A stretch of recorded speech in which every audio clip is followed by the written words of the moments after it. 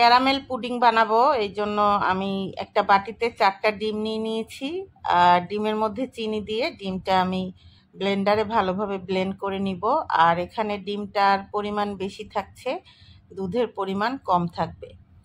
তো চিনিটাও যার যার স্বাদ মতো দিবেন। আমি এখানে বেশি চিনি দেইনি, মানে মোটামুটি মিষ্টি হলেই ভালো লাগে। আর ক্যারামেলটা তৈরির জন্য চুলাতে একটা প্যান বসিয়ে দিয়েছি। এখন এর মধ্যে 2-3 চামচের মতো চিনি দিয়ে দেব, আর হচ্ছে পানি দিয়ে এটা জাল করে ডার্ক কালার করে নিব। ডার্ক কালার করার কারণ হচ্ছে ডিম থেকে একটা বাজে স্মেল আসে। এখানে আমি ভ্যানিলা এসেন্স বা দারচিনি এলাচি কিছুই দেব না। একটু ক্যারামেলটা যদি ডার্ক কালার হয় তাহলে ডিমের গন্ধটা আর বোঝা যায় না। তো সামান্য পানি দিয়ে এটা কিছুক্ষণ জাল করে নিব। আর নাড়ার মধ্যে থাকতে হবে, না হলে কিন্তু সাইড থেকে পুড়ে যাওয়ার সম্ভাবনা আছে, তাহলে বেশি কালো হয়ে যাবে, দেখতে ভালো লাগবে না। তো আমি এভাবে ঘন ঘন নেড়ে তারপরে ক্যারামেলটা তৈরি করে ফেলবো।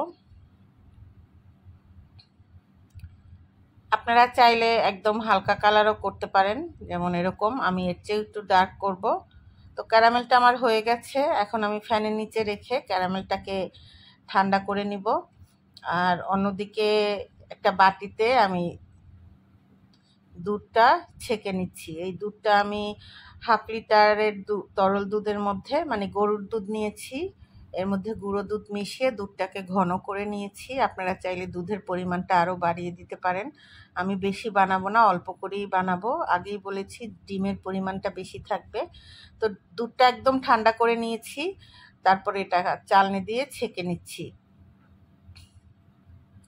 এখন এর মধ্যে ডিমটাকেও ছেঁকে নেব। ডিম আর চিনিটা আমি একসঙ্গে ব্লেন্ড করে নিয়েছি।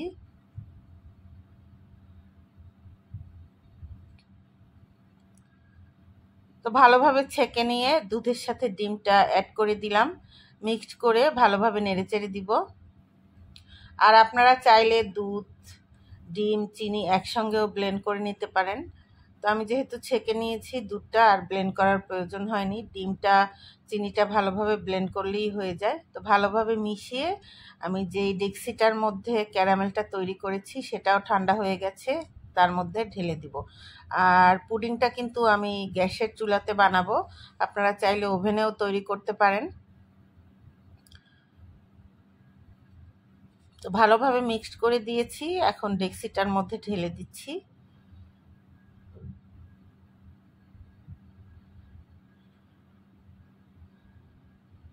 তো এখন আমি একটা পানি, মানে পাতিলে পরিমাণ মতো পানি নিয়ে এর মধ্যে একটা স্ট্যান্ড বসিয়ে দিয়েছি, এবং এটার উপরেই আমি ডেক্সিটা বসিয়ে ঢেকে দিব।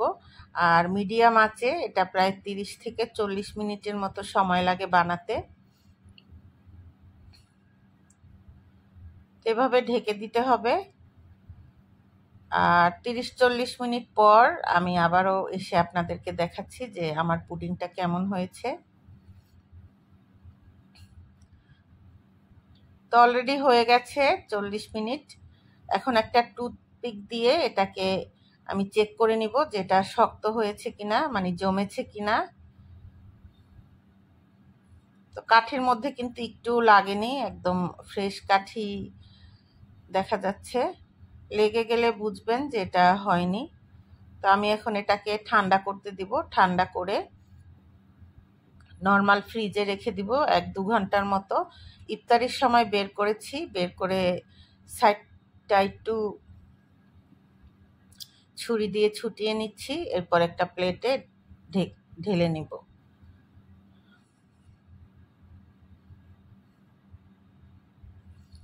আর ঢালার সময় অবশ্যই একটু সাবধানে ঢালবেন যাতে এটা ভেঙে না যায়।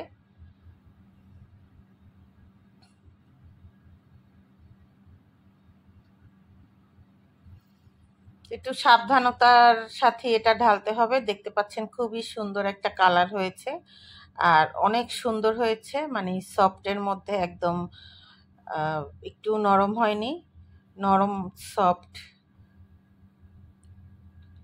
পুডিং খেতে কিন্তু ভালো লাগে। তো একটু কেটে দেখিয়ে দিচ্ছি, খুবই সুন্দর হয়েছে আর খেতেও কিন্তু ভালো লেগেছে। আর যারা যারা পুডিং বানাতে পারেন না তারা এই রেসিপিটা ফলো করতে পারেন। অল্প সময়ের মধ্যে খুবই মজাদার একটা ডেজার্ট হয়ে যায়। তো ভালো লাগলে অবশ্যই পেজে লাইক দিয়ে ফেলবেন, আর ইউটিউব চ্যানেল থেকে দেখলে সাবস্ক্রাইব করে ফেলবেন। আজকের মতো এখানেই বিদায় নিচ্ছি। আল্লাহ হাফেজ।